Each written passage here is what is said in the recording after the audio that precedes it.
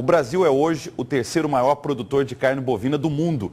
Pode se tornar o primeiro, desde que planeje a atividade e tenha visão sistêmica sobre tudo que está relacionado à criação de gado. Este é o assunto de hoje do quadro Panorama Agropecuário do Jornal da Manhã.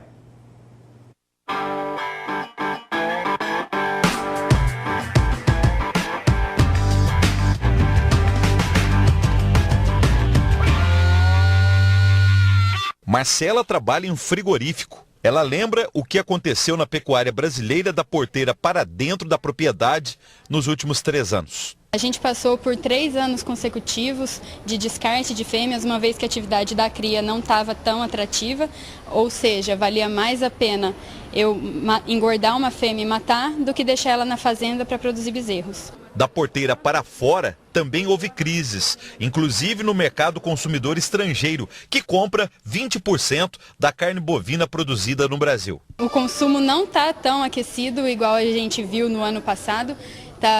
O consumo em volume externo, as exportações estão 19% no acumulado do ano, abaixo do que foi o ano passado.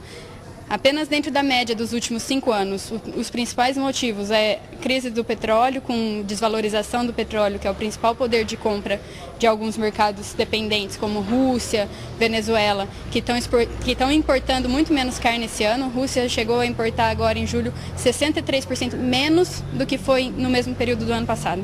Ainda da porteira para fora, o pecuarista brasileiro tem enfrentado dificuldades diante da crise econômica que prejudica o país, responsável pelo consumo de 80% da carne bovina produzida aqui. O mercado interno, a carne ficou muito cara para o consumidor, uma vez que diminuiu o poder de compra com uma inflação batendo na porta dos 8% projetada para 2015. Então o poder de compra do consumidor local diminuiu muito. Com isso, houve a necessidade de ter uma redução nos abates nacionais. Nestes cenários de crise, o pecuarista tem que buscar alternativas. A orientação é, sem dúvida, melhorar os índices. É na crise que a gente se destaca, então, que a gente vê onde a gente pode melhorar, que a gente refaz conta, que a gente volta na atividade da cria e olha para os números, que taxa de natalidade, a gente tem muito que melhorar comparado com a média mundial. Engorda, como a reposição está cara, colocar mais carne no mesmo animal, uma vez que o boi magro ou o bezerro estão um pouco mais caros, e depois, na hora que entregar no frigorífico, ter todo esse processo certinho, que a confiança vem. Uma das principais soluções para otimizar a produção pecuária é buscar conhecimentos científicos, a começar pelas universidades, que realizam pesquisas e estudos aplicados. Na Fazenda Experimental da UFMT são realizados experimentos na área de produção, nutrição, reprodução animal, e também aqui na universidade a gente tem os laboratórios para depois estar trazendo essa pesquisa, fazendo a parte de laboratório. Eventos como esses são de vital importância para que a gente possa aproximar a academia do setor produtivo. Sem dúvida nenhuma, num evento como esse, nós vamos ter durante aproximadamente 3 dias os grandes avanços tecnológicos dentro do segmento da cadeia produtiva de bovinocultura de corte. O mercado também produz conhecimento. Pedro é zootecnista de uma empresa multinacional de nutrição animal. Ele garante, o gado bovino criado em confinamento não deve ser abatido em qualquer época. A produção em confinamento é uma produção mais intensiva, tem um custo um pouco mais alto, então ela demanda um gerenciamento mais profissional. E definir o momento exato de enviar o boi para o frigorífico é um ponto-chave extremamente importante para a gente maximizar o lucro. O profissional pontua, o abate de gado bovino confinado deve considerar condições zootécnicas. São o consumo, basicamente, de comida, a gente precisa acompanhar o consumo, que é o principal custo de um confinamento, é a dieta, é a alimentação, então a gente precisa saber quanto que o boi está comendo, o ganho de peso, quanto que ele está ganhando de peso, que está intimamente ligado ao consumo, e o rendimento de carcaça, como que muda o rendimento de carcaça ao longo do confinamento. O abate de gado bovino confinado também deve levar em conta condições econômicas de mercado. Seria o preço de compra do boi magro, ou custo de produção, se o produtor produz o próprio boi magro, o custo de venda, quanto que está valendo a arroba quando ele for enviar para o abate, e o custo da comida, quanto que custa por tonelada de matéria seca da comida que ele produz.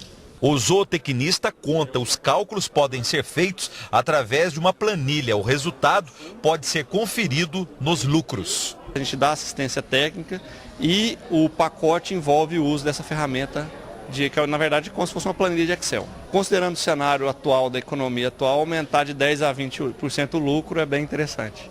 Emerson é professor da Universidade Federal de Tocantins e integra o NEPRAL, Núcleo de Estudos em Produção de Ruminantes na Amazônia Legal. Ele informa, a criação de gado a pasto tem que considerar primeiro a vegetação da área da pecuária. Cada espécie forrageira, ela tem uma demanda de utilização. Tem plantas que têm que ser trabalhadas mais altas, outras plantas um pouco mais baixas. Então, para cada espécie forrageira, nós temos uma altura meta de manejo. Tem que ficar próximo. Uma vez desrespeitando essa altura, o meu sistema entra em colapso. O zootecnista também reforça a importância da correção do solo para pastagens através da adubação nitrogenada.